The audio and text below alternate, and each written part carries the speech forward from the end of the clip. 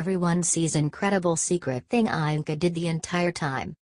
The terrorist attack that launched us into a war is one that we won't soon forget, and the president was no different.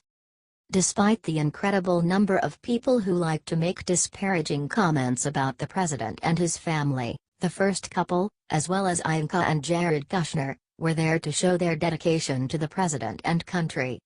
The president's daughter and son-in-law's team of advisors have been questioned and harassed for the aid they give the president, but they take it in stride. Those who try to bash the president for his relationship with his daughter seem to completely overlook the fact that she's acting in an adult capacity and actually helping the country, unlike any other first daughter in recent history. The president and first lady then made their way to the Pentagon for a formal 9/11 remembrance ceremony, where they were once again joined by Ivanka. President Trump is a native of New York and was in Manhattan on the day that plane hijacking terrorists brought down the World Trade Center's iconic Twin Towers. His daughter Ivanka was also born and raised in the city, where she was bringing up her own 3 children before moving to D.C. to support her father in his role as president.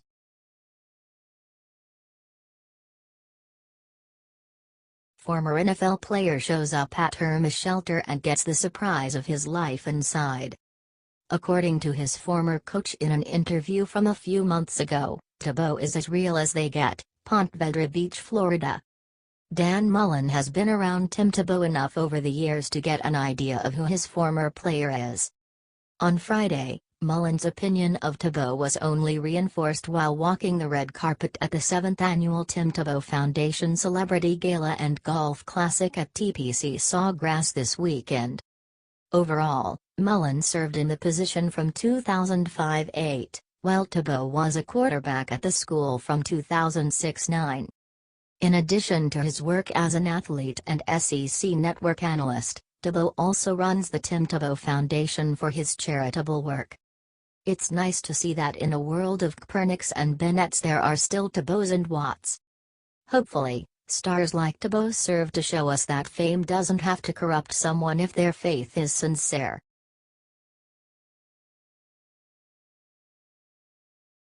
Libs furious at who's bugging Trump for special favor only he can do, and it's not because he's prez.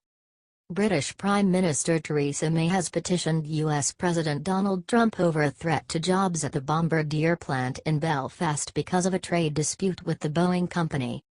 Now rival aircraft firm, Boeing, has complained to the US authorities that the deal was unfairly subsidized by the Canadian government and that Bombardier engaged in price dumping by agreeing to sell 75 of their planes for almost $14 million below their cost price.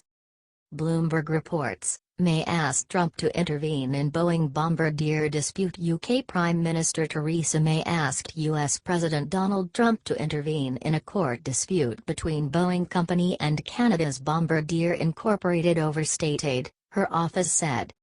May is expected to discuss Boeing and other issues with Canadian Prime Minister Justin Trudeau during a visit to Ottawa on September 18, a Canadian government official said, speaking on condition they not be identified since a formal announcement has not been made. Alongside May's intervention, Business Secretary Greg Clark traveled to Chicago to meet with Boeing executives to try to find a solution to the dispute and safeguard about 4,500 jobs in Bombardier's Northern Ireland unit, his office said. Talks break off. David McNaughton, Canada's ambassador to Washington, told reporters Tuesday that Boeing had walked away from talks with his government over the issue and that he has now raised it with U.S. Commerce Secretary Wilbur Ross. For whatever reason they decided they weren't going to continue to have discussions, McNaughton said, adding Boeing's complaint stems from the sale of planes to Delta Air Lines Incorporated, a purchase that he said Boeing was not even competing for.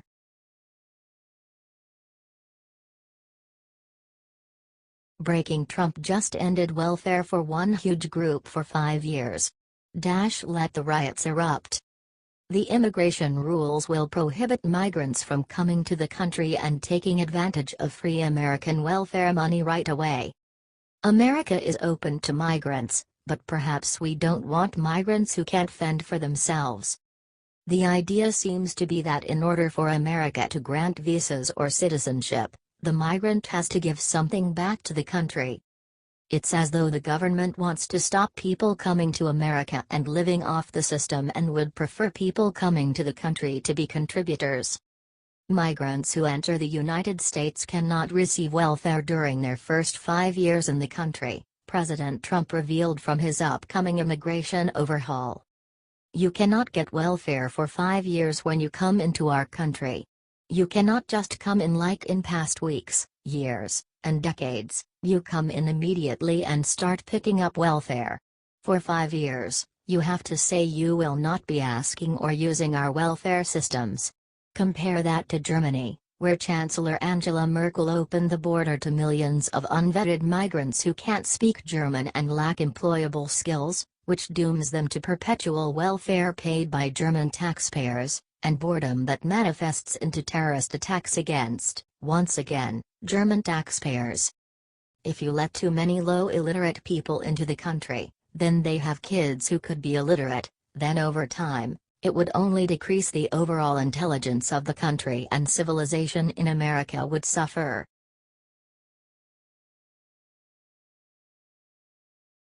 U.S. Marine humiliates Michelle Obama in epic fashion, she's livid. You live in a free country to blame your poor pathetic life on the color of another man's skin. All colors have given their lives for an educated woman to have the freedom to be so ignorant. I love all colors because I love all that God creates. God is love and creates every color to include our skin.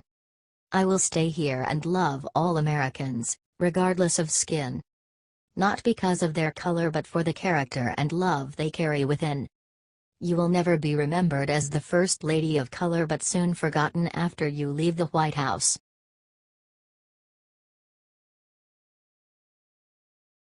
Check out how Melania treated her flight crew after unanticipated issue with her staff.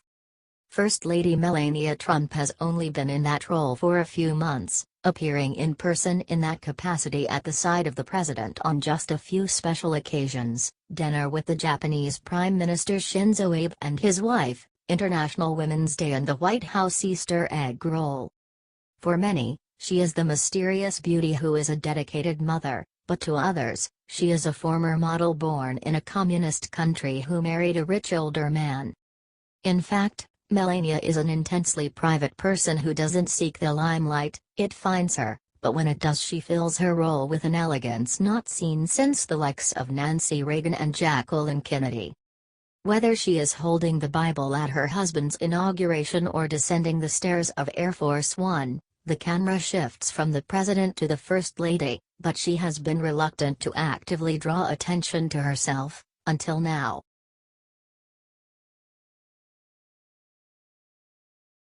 Alert: China just attempted foreign takeover, but then Trump stepped in big league. The Trump administration refuses to be cowed by China. Late Wednesday afternoon it was announced that the president had blocked a Chinese-supported investor from acquiring an American tech firm. Consistent with the administration's commitment to take all actions necessary to ensure the protection of U.S. national security, the president issued an order prohibiting the acquisition, Treasury Secretary Steve Mnuchin said in a statement. Chinese private equity firm Canyon Bridge Capital Partners LLC was negotiating for control of American company Lattice Semiconductor Corp. When President Trump squashed the sale. China has been attempting to advance itself by purchasing American technology for years. The White House claims that the national security risks attending such acquisitions include the Chinese government's role in supporting this transaction, the importance of semiconductor supply chain integrity to the United States government, and the use of Lattice products by the United States government. Trump has adopted a much tougher stance toward China than his predecessor. Multiple high-profile deals between Chinese and American companies are now under review. Economists believe that if China continues to gobble up American companies, it could hurt the U.S. in the future. Lattice officials fought vehemently to save its $1.3 billion sale to Canyon Bridge. Do you like the new cleaner look of Yes I'm Right? If so, comment below. Source: New York Post.